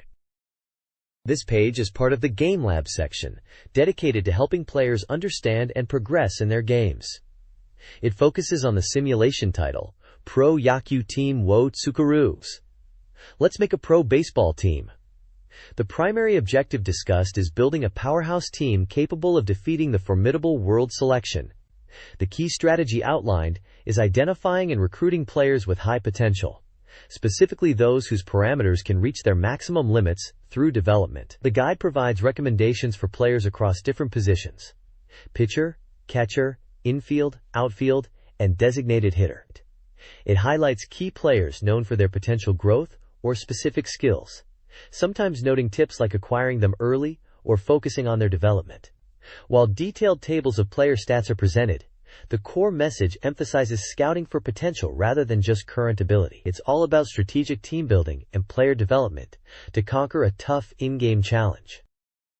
This page dives into two different gaming experiences. The main focus is on Vampire Savior, known internationally as Darkstalkers 3, revealing how players can unlock and control two hidden characters, Dark Gallon, Dark Talbane, and Marionette, Shadow. It highlights that while these characters appear as CPU opponents in the arcade version, the Sega Saturn release allows players to actually play as them, though unlocking requires meeting specific conditions. The guide details the distinct appearance of Dark Talbane compared to the regular version, and provides instructions on how to select him by holding specific buttons on the character select screen. For Shadow, it explains the unlock method, which involves defeating him under certain conditions, and then outlines his unique ability to mimic opponents, along with a brief move list for his standard actions. Continuing from the previous page's discussion on Pro Yaku Team wo Tsukaru, let's make a pro baseball team.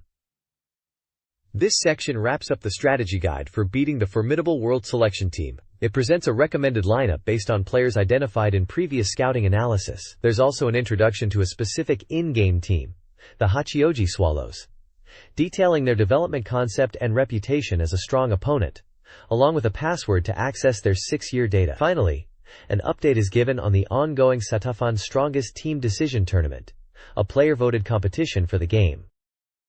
This page is a full-page advertisement for a massive strategy guide and game catalog titled Uru Waza, Great Technique Forest 98 Spring Edition. This book promises to be an absolute treasure trove for retro gaming enthusiasts, covering an incredible breadth of platforms popular in the era, including Famicom, Super Famicom, Nintendo 64, PlayStation, Neo Geo, 3DO, PC Engine, PC FX, Saturn, Mega Drive, Game Gear, Game Boy, and Virtual Boy.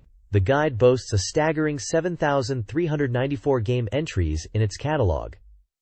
Particularly highlighted are PlayStation and Saturn, which receive significant coverage, with 1193 PlayStation games detailed alongside 1785 techniques, and 952 Saturn games featuring 1478 techniques. The publisher proudly states the guide has been greatly enhanced with an additional 1256 pages, focusing on these two key consoles. It's packed with game techniques and introductions, featuring an excellent, easy-to-use index to help you find what you're looking for quickly. Positioned as the industry's authority on game techniques, supervised by Kihiko Kindaichi, the book touts an overwhelming amount of data and thickness that the publisher claims is unmatched. This comprehensive volume is available now for 1,200 yen.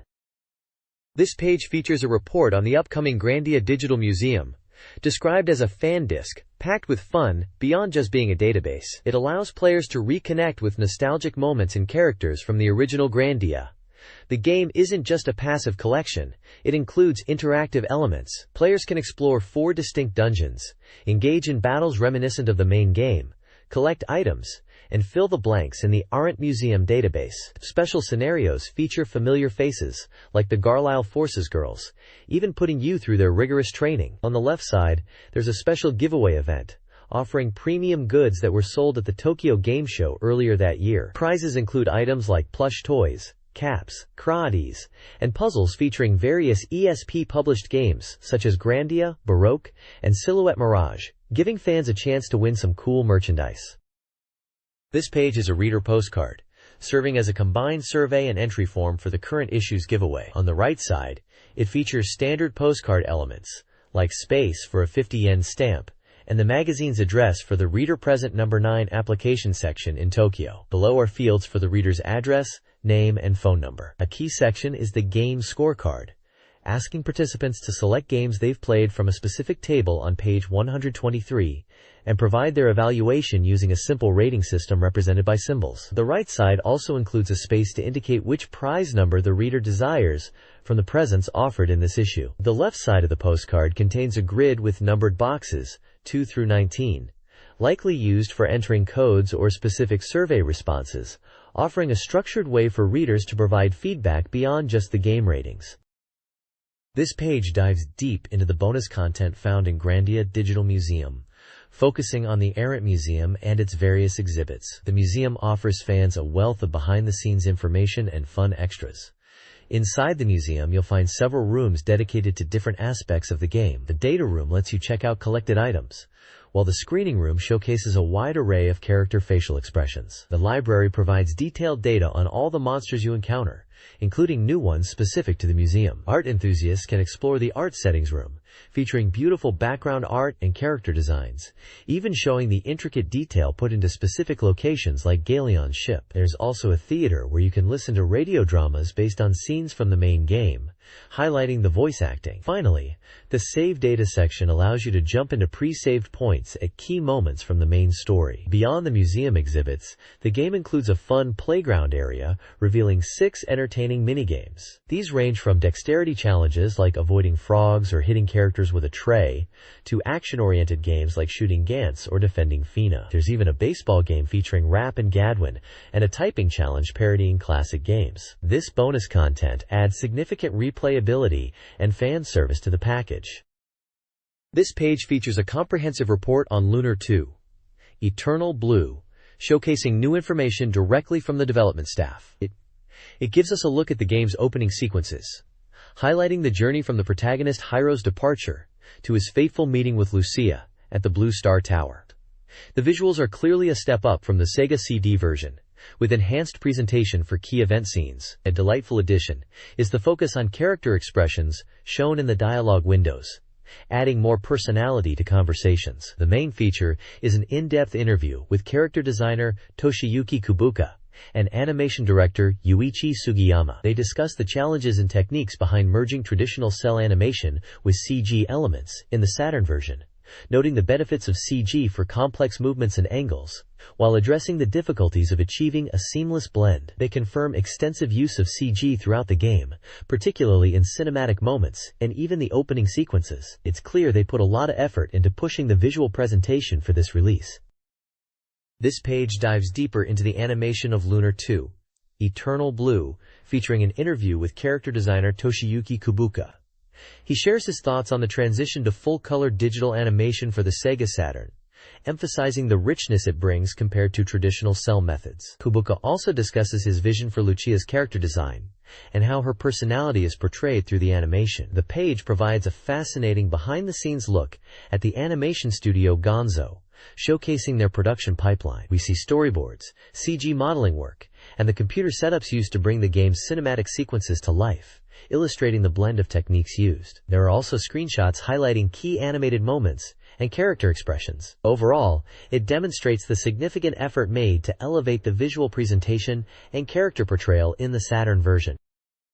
This page provides a follow-up report on the tactical simulation RPG, Black/Matrix. It delves into the game's unique worldview and combat system, which features a narrative centered around chasing a cursed boy and the story of an oppressed boy. A key element is BP, or Bloody Point, earned by completely defeating enemies. This resource is crucial for powering up weapons through Weapon Awakening, which unlocks hidden abilities and stats by sacrificing BP, effectively bleeding the weapon. BP is also consumed for various abilities, including potent summon magic, unleashed by characters equipped with special legendary rings. The game features dynamic battles where defeating enemies in a down state yields the vital BP needed for strategic advantages. Large character art showcases Domina and the main cast, including a chained girl and a winged boy, hinting at the game's dramatic themes. Screenshots demonstrate the battle preparation screen, weapon awakening process, combat scenarios, and the impressive visual effects of summon magic. The report highlights the deep strategic layer added by BP management and the awakening of weapon potential.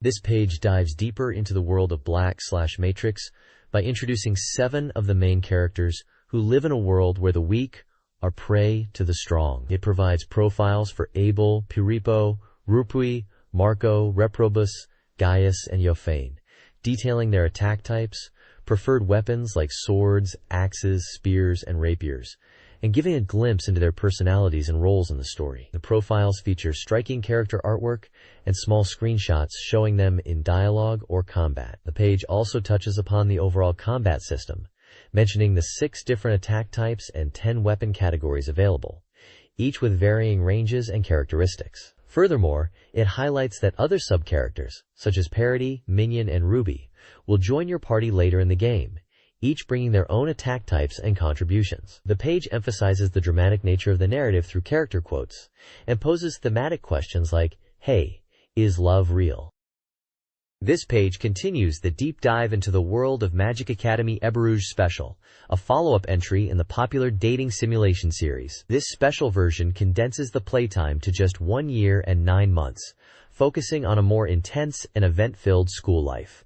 The developers have added new systems, events, and even new characters to make every day at the Magical Academy packed with romantic possibilities. A key feature highlighted is the Love Sensor, a mechanic that allows you to easily gauge the affection level of the female characters you're pursuing. Success in school activities, joining clubs, and going on dates are all ways to improve your standing with the girls. The page also introduces a brand new character named Maul, who makes her debut in this version. The core gameplay revolves around balancing your studies and activities with building relationships. Fail too many lectures or neglect your parameters, and you risk dropping out. However, successfully navigating school life and winning the hearts of the game's extensive cast of over a dozen potential romantic interests leads to different endings. The page provides profiles for many of these girls, giving a glimpse into their personalities and roles. Screenshots showcase character interactions, event scenes like trips to the beach or school festivals, and the game's menu interface, including character stats and test results.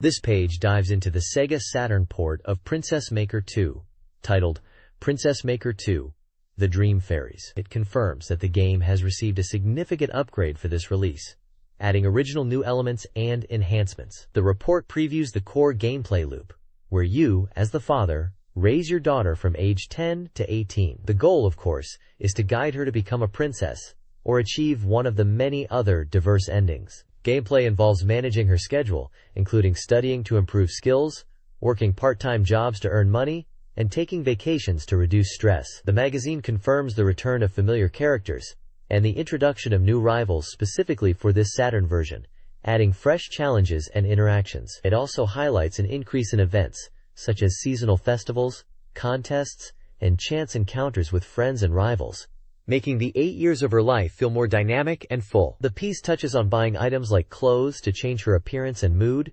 and the importance of contests for gaining fame and prizes.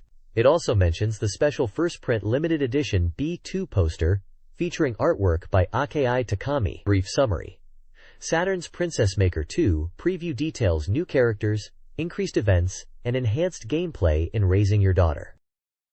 This page presents a deep dive into the early stages of Langrisser V, the end of legend on the Sega Saturn. It kicks off by confirming the return of fan-favorite characters Lanford and McLean, veterans from previous entries in the series, promising their involvement in the game's unfolding narrative. The report then walks through the initial scenarios. Scenario 1, titled Awakening, introduces the protagonist waking up in Gizarov's lab, encountering the android-like Lambda and Omega, and the imposing figure of Rainforce. Scenario 2, Pursuit, follows the escape from the lab and the introduction of new characters, Blenda, Virju, and Serena, who appear to be formidable adversaries or allies. A significant part of the preview focuses on the game's signature character-making system at the start. Players answer a series of questions, which the magazine explains directly influences the protagonist's initial abilities and potential class changes, offering replayability based on different choices. Screenshots illustrate the questionnaire process, the resulting character status, and the class change options available. The page also briefly touches on gameplay elements, like unit deployment, the shop system, and strategic combat shown through screenshots of the battlefield. Brief summary. Langrisser vs. Preview covers early story scenarios, returning characters, character creation, and gameplay basics. This page dives into Bakuchu Nihon Retu, a realistic fishing simulation game. The report highlights the game's commitment to recreating the fishing experience through a blend of real-life footage and 3D CG graphics. A key feature is the supervision and advice provided by renowned fishing expert Masami Murakoshi, who appears in the game to guide players on tactics and gear setup at various locations. The game features 11 distinct fishing spots across Japan, each with unique environments, weather conditions, and target fish. Players can choose between offshore and shore fishing, depending on the location and the fish they are targeting. The core fishing gameplay involves casting, waiting for a hit, and then engaging in a tense battle with the fish, where managing the line to avoid a line break is crucial. The game boasts a realistic gear system, featuring actual fishing rod and reel models from Daiwa Seiko, and over 112 types of lures based on real-world products, which can be purchased at in-game fishing shops. Adding another layer of depth, the game includes a cooking element, where players can prepare the fish they catch, with different preparation methods like cooking, sashimi, or discarding, showcasing realistic recipes for various species. The game builds upon the foundation of the developer's previous sea bass fishing series, aiming for a concept where anyone can catch fish.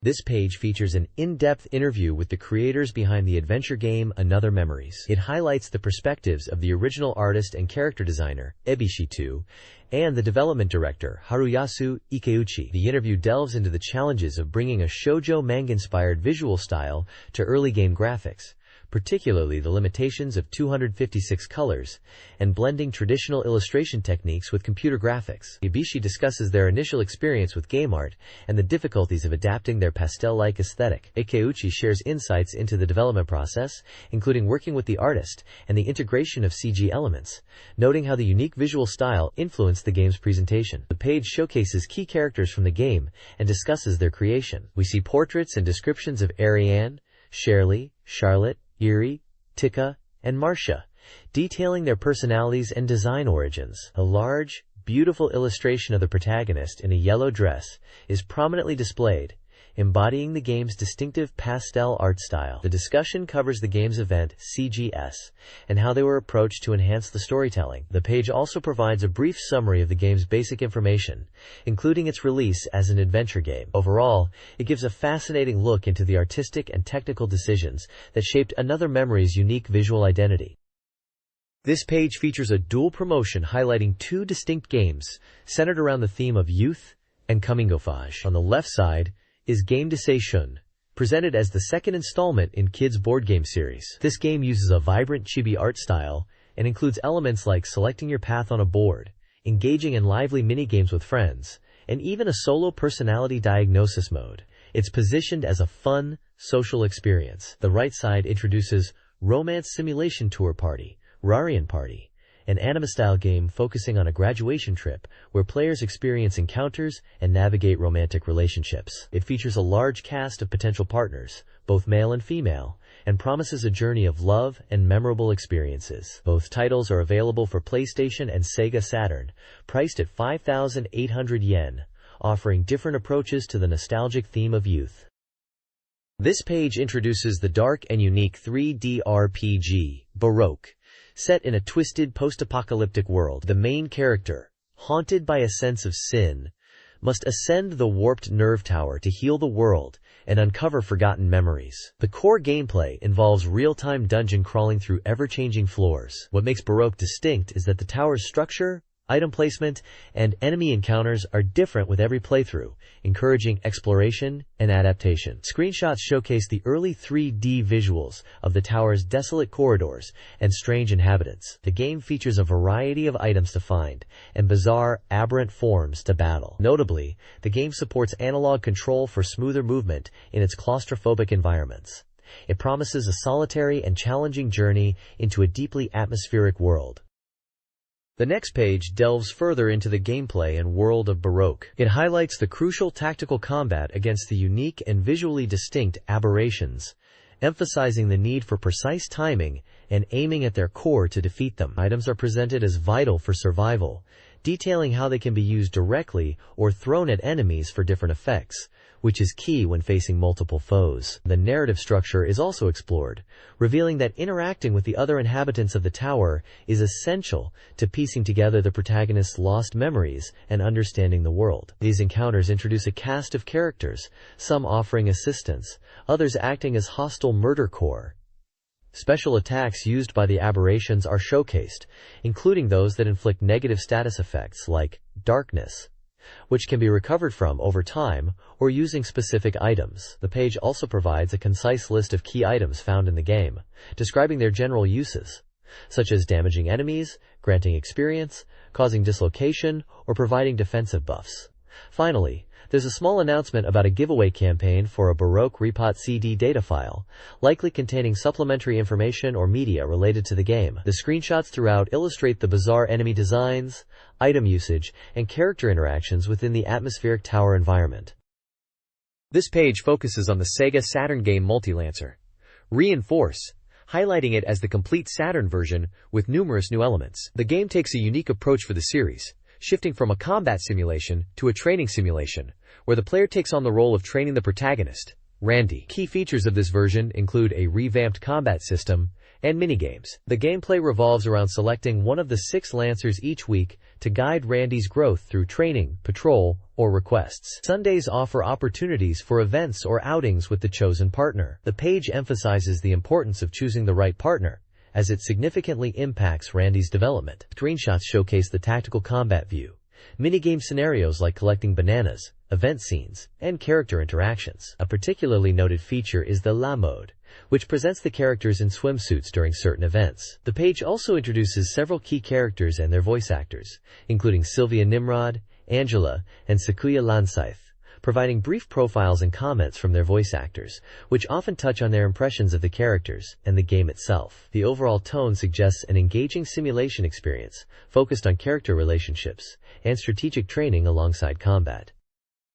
This page continues exploring Multi-Lancer, reinforced by detailing the game's early story progression within Randy's training simulation. It highlights significant events such as guarding the EMP Festival in Yukata, participating in a kidnapping incident rescue with the character Jun, and engaging in a failed entrapment operation. Following the completion of basic training, Randy's journey involves encountering new key characters who influence her development. The page introduces 3 such characters: Jun Kamishiro, a serious lancer; Nanai Natalesian 9 Harden, a cheerful girl who excels at cooking; and Melvina Magarin, a sharp GPO officer leading a backup unit.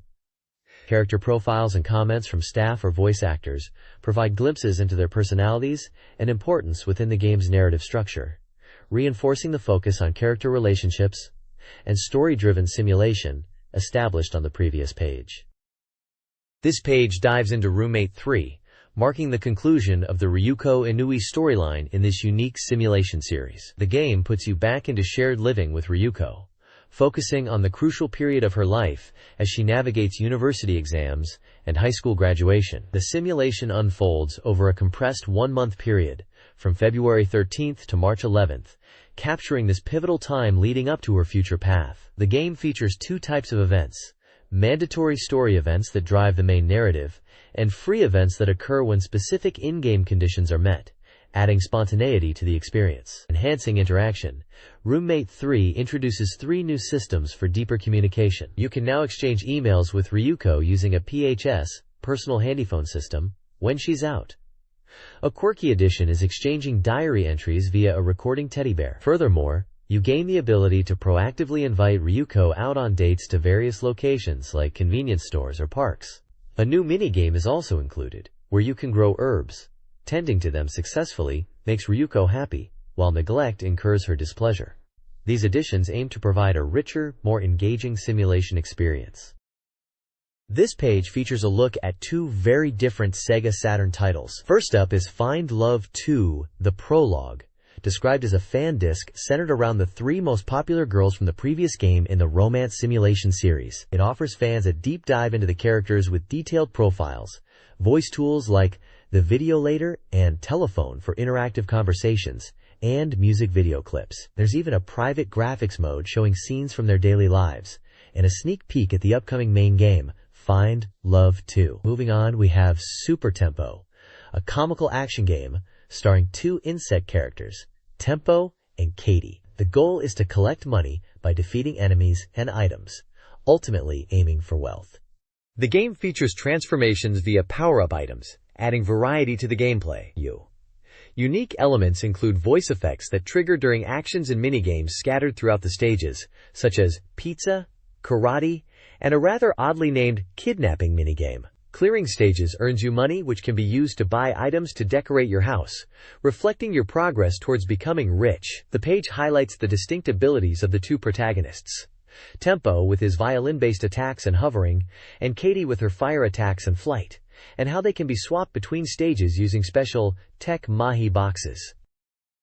This page is a feature section titled Saturn Software Impression, focusing on points useful for purchasing games set to release between April 29th and May 14th. The introduction notes that the Golden Week holiday period means fewer titles are covered this time, but questions if the quality of the featured games makes up for the lack of quantity in the Saturn market. Featured games include the romance simulation Roommate 3, which is reviewed as a strong conclusion to the series, praised for its detailed depiction of daily life and emotional character interactions. The action game Super Tempo, previously highlighted, is described by reviewers as a unique 2D action title with surprising depth in its visual style and unique character presentation, although some found the mechanics simple. Shining Force 2 Eyes Scenario 2, Child of the Holy Ark, the second part of the tactical RPG saga, is reviewed positively for expanding the scenario and powering up the game system from the previous installment, continuing the engaging story and strategic battles. Finally, Super Real Mahjong P7 is presented as a mahjong game known for its high-quality character visuals and presentation,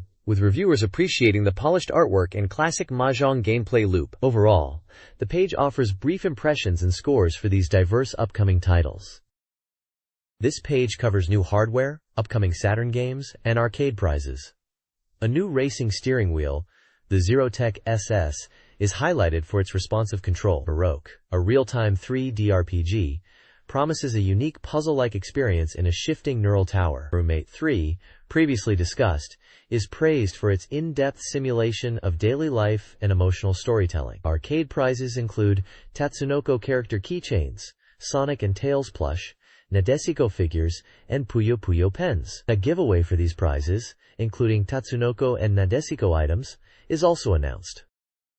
This page features an interview titled Saturn Dreams, spotlighting Naruhiko Fujita and Haruya Taneda from Technomotor, a digital media service. They are the creators of the Sega Saturn's first sequencer software, also called Technomotor. The discussion centers on their passion for game creation and providing users with tools to enjoy making things themselves. Fujita and Taneda delve into the development process of Technomotor, explaining their unique partnership and working environment. They express their desire to create software that allows anyone to easily engage in creative activities, hinting at the future potential of the software, possibly including additional data packs. The page includes photos of the two creators and offers a glimpse into their personal world, showing Fujita's desk, notable for its collection of dolls, and screenshots of their individual homepages. This interview provides insight into the philosophy and personalities behind one of the Saturn's more unique and creation-focused titles, emphasizing their dedication to offering users a platform for creativity. This report analyzes the 100% version of Cyber Troopers Virtualon Oratorio Tangram, focusing on the character APHARMD, the battler. Key new mechanics include the vertical turn for quick directional changes during dashes, easier dash cancel, jump dash, and dash rotation. A new Varmer system, affecting durability and recovery, is introduced. The gauge in the bottom right shows Varmer's status. Damage taken depletes Varmer, and recovery methods, from quick mashing to slower ones, affect invincibility duration. These additions significantly enhance gameplay strategy and depth.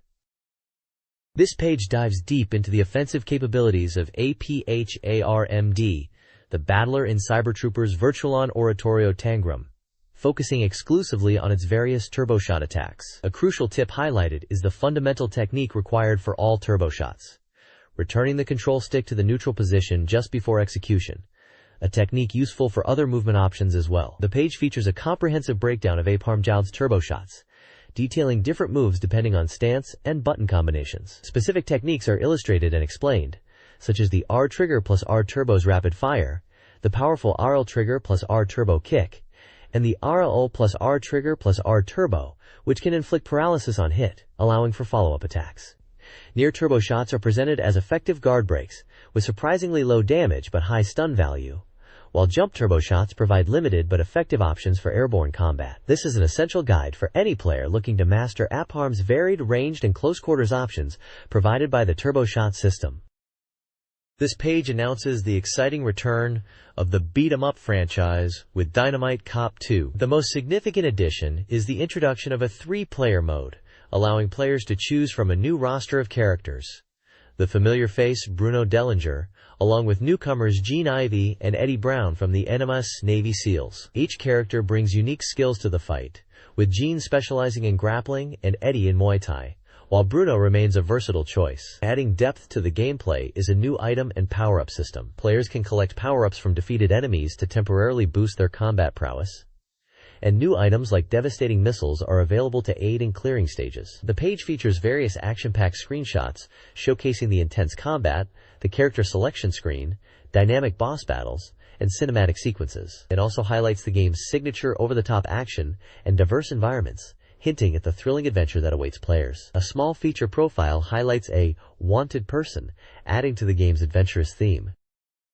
This page continues the focus on arcade releases, starting on the left, with more details on the sequel to Die Hard Arcade, known as Dynamite Cop 2. The setting is confirmed as a luxury passenger ship taken over by terrorists, and the article showcases some of the game's wild bosses, including a massive octopus and a bizarre pirate couple. Screenshots highlight the interior environments of the ship and intense combat scenarios.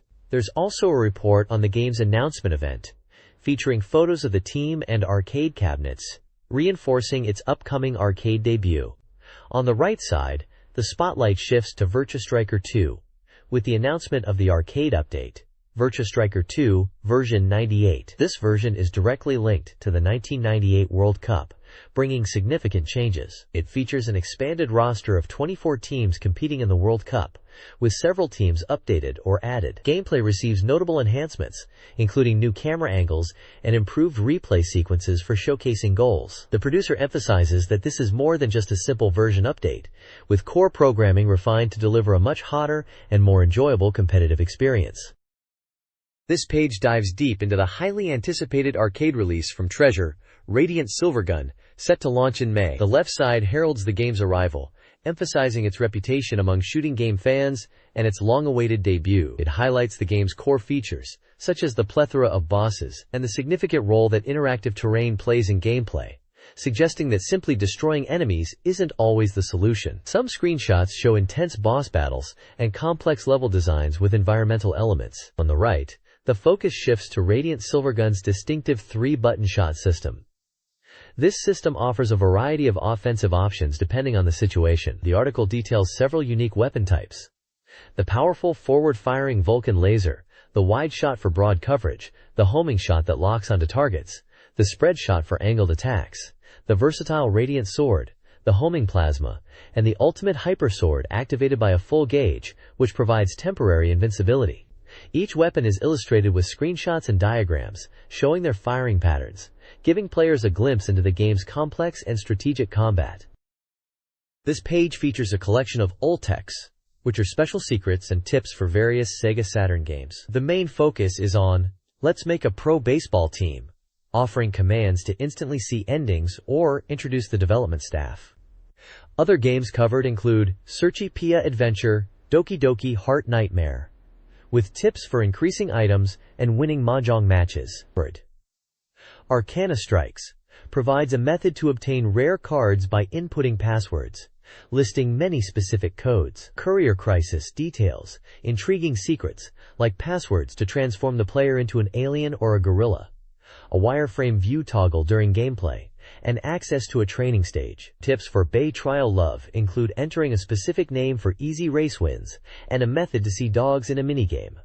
Time Commander offers passwords for stage selection. Universal Nuts reveals hidden CG graphics by setting the console's date. Finally, Sugoyo! Gyarupan Dragon Master's Gaiden mentions that famous names might appear randomly when setting up players. The page concludes with a section soliciting readers to submit their own Ultec discoveries. This page features the Strategy Great Skill Collection from Magazine, described as too dense, with coverage of major hit titles, selling over 1 million units. It serves as a comprehensive strategy guide for both Sega Saturn and PlayStation games. Key titles covered include Super Robot Wars F Final and Sakura Wars 2 Thou Shalt Not Die for the SS, alongside PlayStation hits like Parasite Eve, Tekken 3, Resident Evil 2, and Tales of Destiny, plus many others. The guide promises indispensable perfect charts, complete data, and easy-to-read maps needed for game completion, all packed tightly into one volume. It also includes plenty of ultex, secrets, and trivia. One external editor praised the incredibly detailed charts, noting the developer's deep understanding of the games. This dense guide is 292 pages long, released on April 24th for 790 yen. This page dives into the latest Sega Saturn news and events, focusing heavily on happenings during the Golden Week holiday. Headlining the page are the exciting events planned for Sega's indoor theme park, Joyopolis, during Golden Week. Tokyo Joyopolis is introducing a limited-time Starship Troopers attraction based on the movie, and hosting a talk show about the film's special effects. They're also launching a new attraction passport for unlimited rides. Shinjuku Joypolis is adding 2 new attractions: Mystery Walk, a puzzle-solving game, and Cartoon Street, featuring cartoon character checkpoints. There's also a 98 France fair at Tokyo Joypolis, celebrating the World Cup, with French-themed decor, artists, and merchandise. A photo showcases a cool JP Gear merchandise shop, with caps and other items. Beyond the theme park fun, Sega is launching its own internet sales service for Saturn software, allowing fans to order games online. A screenshot shows the website layout. Fans looking forward to the game Code R can enter a quiz contest to potentially receive a demo version. The page features a picture of a cute character from the game. There's also a report on the 6th World Character Convention, highlighting various game and character goods on display, and a mention of the newly established TV Game Specialty Store Association, ACES, aimed at supporting game retailers. Finally, a report covers the successful Tokyo run of the Sakura Wars Bloom Maidens musical, featuring photos of the performance and characters like Sakura Shinguji. The show is heading to Osaka next. This page kicks off with a report on the Roommate series' first concert featuring artists Fujino Tomoko and Inoue Ryoko, highlighting performances and guest appearances, with mentions of upcoming album releases. It also visits the recording studio for Yuko Minaguchi's radio show, Dear My Friends, where she discusses her experiences and the show's format. The CD, video, and book guide section features new releases like the Sakura Wars 2 vocal collection, the Resident Evil Drama Album Volume 3 detailing the Raccoon City tragedy, and the Dragon Force 2 soundtrack. The main feature is a report on the latest status of expected games, providing glimpses into titles planned for release this summer and fall. Highlights include the cinematic horror title Deep Fear, the highly anticipated RPG Lunar 2, Eternal Blue with its extensive anime sequences, Capcom Generation Volume 2 bringing classic arcade action like Ghouls and Ghosts, the free-roaming adventure Lupin III, Pyramid of Heresy, the strategic RPG Langrisser V, the classic compilation Falcom Classics 2, and the realistic train simulation Densha to Go. The report provides development progress updates and comments from the developers, building anticipation for the upcoming release wave. Rounding out the page is a gift campaign, offering readers a chance to win prizes related to popular magazine features. This page presents a massive production and sales calendar, detailing upcoming Sega Saturn game releases. Organized by month starting from April and extending into summer, autumn, and even into 1998 and 1999, it provides a comprehensive look at the system's future lineup. The calendar lists a wide variety of titles covering numerous genres, from highly anticipated RPGs like Grandia and Lunar 2, Eternal Blue, to popular fighting games such as Virtua Fighter 3, Pocket Fighter, and Marvel Superheroes vs. Street Fighter. Fans of horror will note the cinematic Deep Fear, while tactical enthusiasts can look forward to titles like Langrisser V and Shining Force 2i. The list also includes simulation games, platformers like Mega Man 8 and Super Adventure Rockman, and even audio dramas like the Resident Evil 2 drama album. Each entry typically includes the release date, game title, developer or publisher, and price. The calendar highlights new additions to the schedule and notes titles that have undergone name changes. This extensive list demonstrates the strong support the Saturn continued to receive, with a packed schedule of diverse games planned for the coming months and years. This page highlights the upcoming releases and features a fighting game preview. The Now Making section points towards future Saturn titles like Bakken Loader, Langrisser V, Real Sound 2, Lunar 2 Eternal Blue, and the Super Robot Wars FA Complete Box, continuing the look at the system's robust lineup. The main focus is on the fighting simulator, Savaki. This game features various martial arts styles including Muay Thai, Taekwondo, Jeet Kune Do, Karate, boxing, and traditional karate, each demonstrated with screenshots of key moves. A central defensive mechanic is the Sabaki system, allowing players to evade attacks by turning, as shown in a step-by-step sequence. Another key feature is the Feint system, enabling fake attacks to set up opponents for real strikes. The game uses directional inputs combined with kick, punch, guard, and Sabaki buttons for offense and defense. Savaki boasts impressive technical features for the time, running at 80 frames per second, with real-time glow shading and motion interpolation for smooth animation. Uniquely, it eschews traditional command-based special moves for a more free-form combat system. The game was priced at 5,400 yen, excluding tax, and was already on sale at the time of publication. The page also includes contact information for magazine inquiries, and a section posing a question about the next trend, following the popularity of Sakura Wars and Super Robot Wars. The next page is an advertisement for the game Dukoku Soshite for the Sega Saturn. The artwork features several anime-style characters. The ad mentions special features, like a special package, a mini-drama CD, and original telecards and mousepads as bonuses. The price is listed as 6,800 yen, excluding tax. The cast includes names like Misaki Nagasawa, Tsumugi Usawa, and Yuriko Yamaguchi, among others. The age rating is 18+.